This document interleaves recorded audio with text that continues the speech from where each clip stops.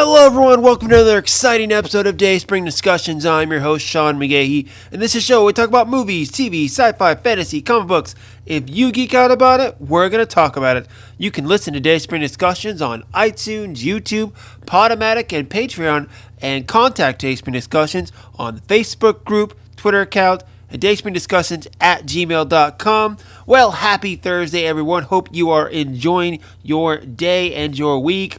Guys, it's been great, but in 2 days, I'm leaving on a plane to Disney World, baby. That's right. I'm going to the Magical Kingdom with the family. Going to take my daughter, my niece, my nephew, my wife, my mother-in-law, my sister-in-law, my brother-in-law. We're all going to experience 7 days at Disney World in Orlando, Florida.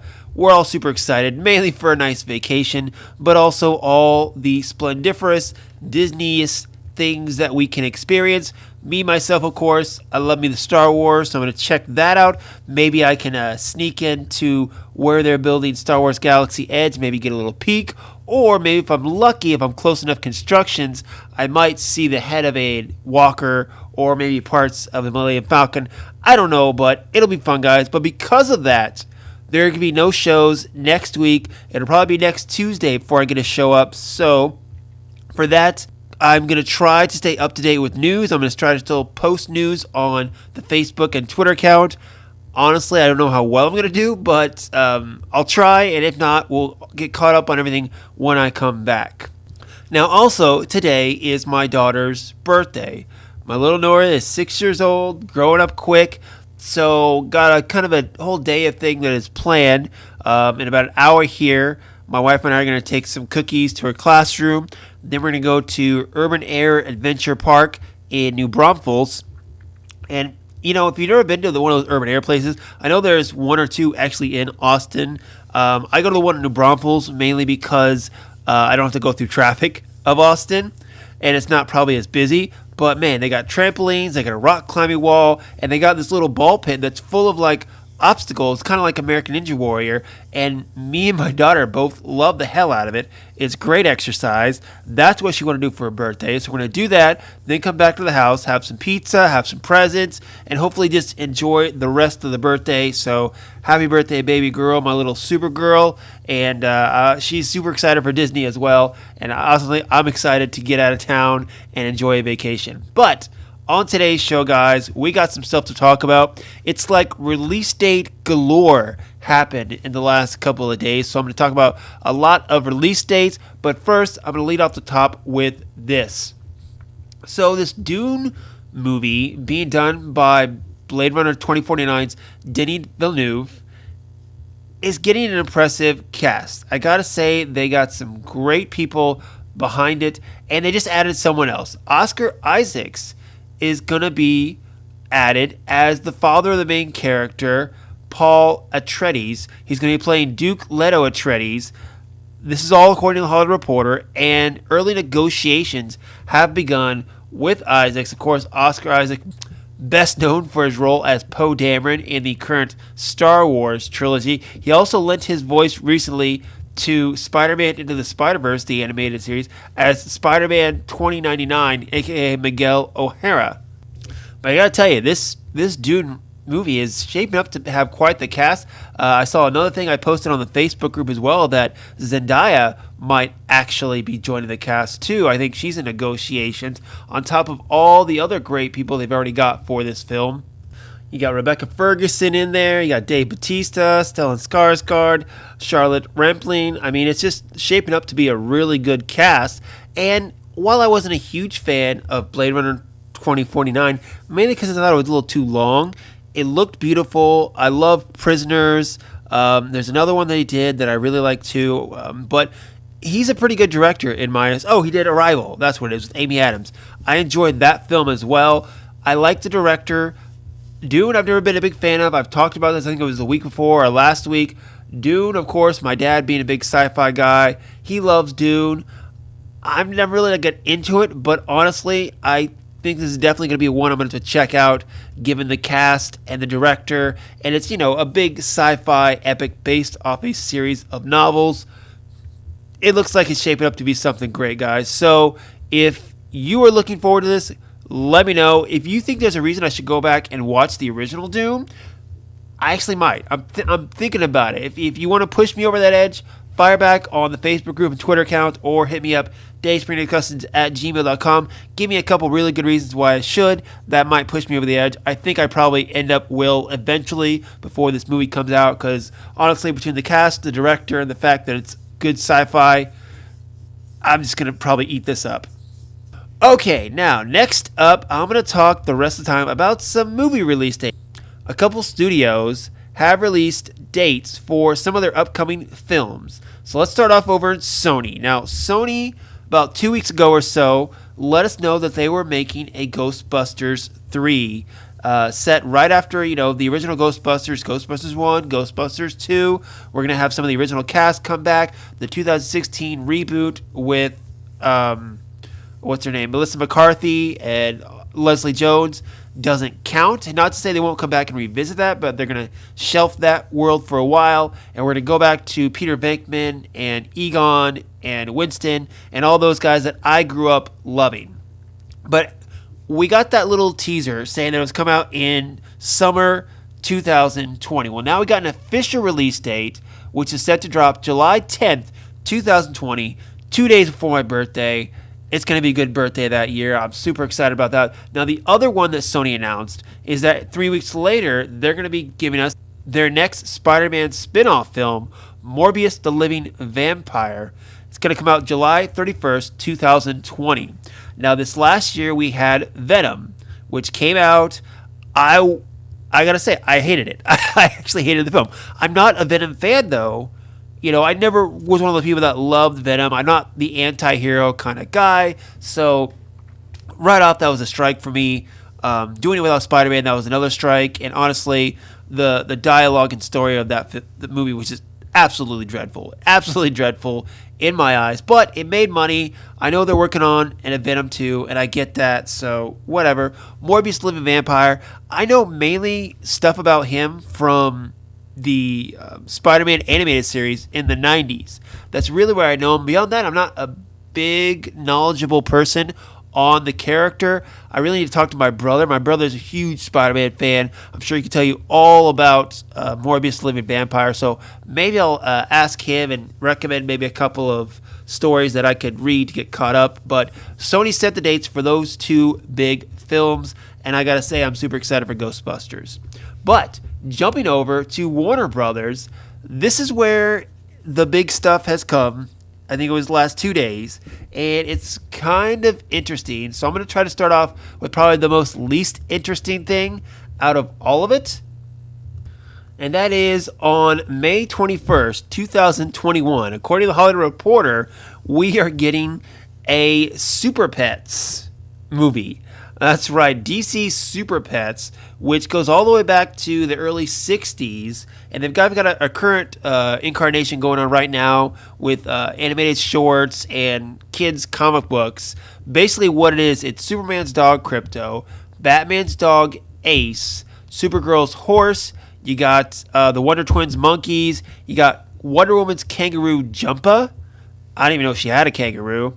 Aquaman's Seahorse Storm, The Flash's Turtle, and Green Lantern's B-Dog. Okay. This seemed a little weird. I mean, I have no idea. Of course, I know who Krypto is. Of course, if you watch Batman Beyond, which, again, I'll get to in a sec, you know who Ace is. He's also in the comic books as well. But this is good, mainly because I think there is a very viable market of little kids that Warner Brothers and Marvel can reach. Marvel's doing a better job up on the big screen with their live adaptations in the whole Marvel Cinematic Universe. And now my daughter's 6, so the last couple of years, I've tried to show her superhero things, tried to show her things that I think are, of her age bracket, and seeing what she attaches to has been very interesting. First off, she got into Superhero Squad, the Marvel Superhero Squad, very kid-friendly, and she got into that. Then she went to Teen Titans Go, which, we went and saw the movie last year too. Again, a little wackier, definitely more mature than what Superhero Squad was. And there's other things like the DC superhero girls, and then with Marvel, you got Avengers Assemble, the animated series. You got even more mature stuff over DC with Young Justice, and just they know you have to start kids early, much like I was. I started reading comics at a young age. I watched all the superhero animated series like Batman, X-Men, Spider-Man, all that stuff. You got to start them early. So while I think this whole superhero pets is kind of silly, this is something I feel like my daughter could watch. This is something to get these kids at a very young age, get them familiar with the characters. And again, next step would be something like the superhero girls. And again, mature them as they grow up to where, yeah, you're going to get to the Marvel Cinematic Universe films, and then maybe they'll go beyond that. It's all about getting the kids. There's a market for kids, especially the superhero genre, to get them while they're young, to make something fun for the little kids, to get them hooked now and make them lifelong superhero comic book fans. So I get why they're doing this, and I think it looks ridiculous, but like I said, I think my daughter will enjoy it, so I'm okay with that. Now, speaking of animated series, this is the 20th anniversary of the Batman animated spin-off film Batman Beyond. Now, in Batman Beyond, guys, Bruce Wayne is an old man. He's retired from being Batman, and Terry McGinnis, a high schooler, takes over the reins as Batman in a futuristic Gotham, with all this advanced technology, fighting futuristic villains that Batman would never even think about going. But it was made by the same guy who did Batman the Animated Series, Justice League, Bruce Timm. He's making Justice League versus the Fatal Five, the next animated movie to come out from DC Animation.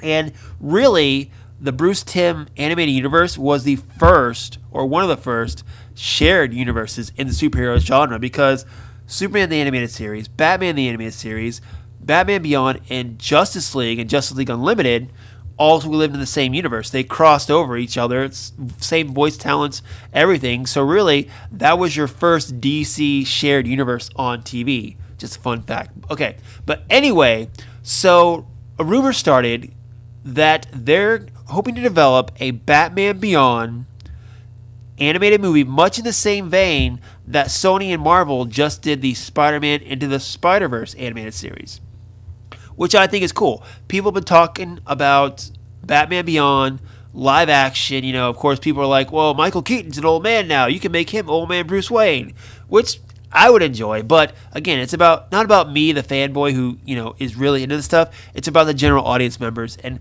what they think. And to them, Bruce Wayne is the man under the cowl. I get it. But flipping it and going to animated, that's a good idea, honestly, because if you think about Spider-Man Into the Spider-Verse, what was it but a new Spider-Man, Miles Morales, that general audiences weren't familiar with? But Peter Parker, the one everyone is familiar with, was older and played the mentor character, which is exactly what Batman Beyond is. Bruce Wayne is the mentor, Terry McGinnis is the younger Batman, and I think it'd be a good idea, honestly. I heard about it, and I'm like, yeah, that sounds like cool. I would definitely watch it. But here's the kicker. This is all rumor, guys, okay? According to the source, superbromovies.com. I've never heard of this website. It's not Deadline, it's not Hollywood Reporter, it's not Variety. It's not the main three really credible sources that I would say. So, as much as I think a Batman Beyond animated movie would be cool, I don't trust the source. I think the concept is great. I think it would work great as an animated film. I'm about it. I'd read the Batman Beyond comics they have going on right now, and I love it that the Batman Beyond that's going on right now in the comics is incorporated into the actual DC continuity. You got Batman and older Dick Grayson mentoring Terry, who's been at it for a couple of years now, and his little brother Matt is the new Robin. And it's a decent story playing off all the Batman mythology. So I would be about a Batman Beyond animated movie, much in the same vein as Spider-Man Into the Spider-Verse. And Warner Brothers looking at Sony, seeing, how well Spider-Verse has been perceived and how well it's doing. They got to be thinking about, hey, we got something kind of like that. Let's see if that'll work. So again, don't know if the source is credible, but I'd be down for it. Would you? Fire back. Hit me up. Facebook, Twitter, dayspringdiscussions@gmail.com. Let me know what you think of Batman Beyond. Okay, next up, sticking with Warner Brothers. So there's a rumor going around that James Gunn, Guardians of the Galaxy Volume 1 and Volume 2 director, is in talks to do a Suicide Squad 2. Not quite sure if that's going to go through yet, but we do know Warner Brothers just released an official release date for Suicide Squad, August 6th, 2021. Now, according to sources, if Gunn is attached, he also wants to use mainly new characters, actually. He wants to do almost a soft reboot from what the previous film was that had Margot Robbie as Harley Quinn, you had Will Smith as Deadshot, and then you also had other characters like Killer Croc and Captain Boomerang. I've said it on here before, not a fan of the Suicide Squad film, but it's one of those things where I don't blame the actors or the characters.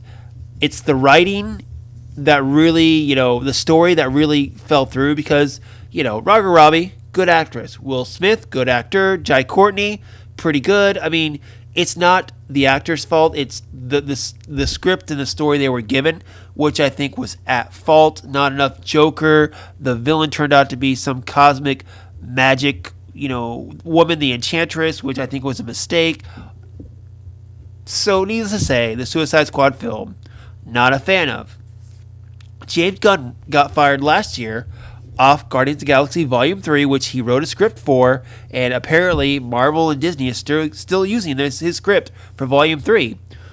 But you knew the moment that he was let go, people were going to snatch him up. And it looks like Warner Brothers is trying to snatch him up to do Suicide Squad, and why not? Because when you look at the original Suicide Squad film with Will Smith and Margot Robbie, 10 minutes in, I was like, oh, this is blatantly, a Guardians of the Galaxy ripoff. I mean, clearly they're trying to do their version of Guardians of the Galaxy. It was just so obvious between the characters and the music, and I was like, it just didn't work as well, is what it was. But anyway, he's looking to do Suicide Squad 2. They've already got a date attached, so I think if he is attached, it's a done deal. We're just now hearing about it because I feel like they wouldn't put out a release date unless they officially have their director.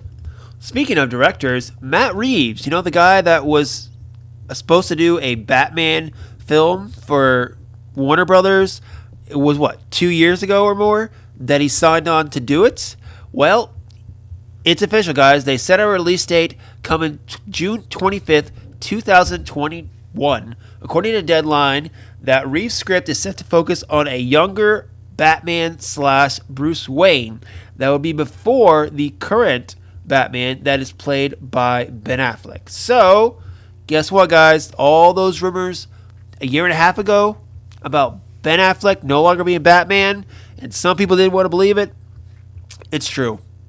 I wish it wasn't true. I love Ben Affleck as Batman. I think he's great, much like I love Henry Cavill as Superman. Despite how I feel about the actual films themselves, I think they were great, Superman and Batman, but I think they're both gone, which is very sad. Very, very sad. But they're going a different direction with this, and I understand. So Reeves was talking to The Hollywood Reporter, said, quote, "It's more Batman in his detective mode than we've seen in years. The comics have a history of that. He's supposed to be the world's greatest detective, and that's not necessarily been a part of what the movies have been. I love this to be one where when he goes on a journey of tracking down the criminals and trying to solve a crime, it's going to allow his character to have an arc so that he can go through a transformation."